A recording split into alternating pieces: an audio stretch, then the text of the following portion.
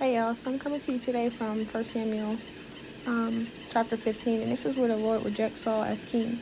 And so within his timeline, he's sending them out to fight, and he tells them, in verse 3, he says, "Now go attack the Amalekites and totally destroy all that belongs to them. Do not spare them. Put on the deaf men and women, children and infants, cattle and sheep, camels and donkeys." Jump down to verse 8, it says, "He took Agag, king of the Amalekites, alive, and all his people he totally destroyed with the sword. But Saul and the army spared Agag at the best of the sheep and cattle, the fat calves and the lambs, everything that was good. These were the unwilling to destroy completely, but everything that was despised and weak they totally destroyed." So what we see here is that God gave him a commandment to go and to destroy completely and not to spare anything, but he still did.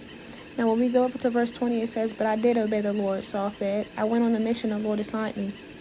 And so what the Lord was showing me is that a lot of us believe that we are being obedient to him, and partial obedience is still disobedience.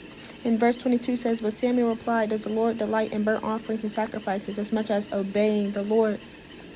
To obey is better than sacrifice, and to heed is better than the fat of rams. For rebellion is like the sin of divination, and arrogance like the evil of idolatry." So it goes on to say, "Because you have rejected the word of the Lord, he has rejected you as king." Then Saul said to Samuel, "I have sinned. I violated the Lord's command and your instructions. I was afraid of the men, and so I gave to them. Now I beg you, forgive my sin and come back with me, so that I may worship the Lord."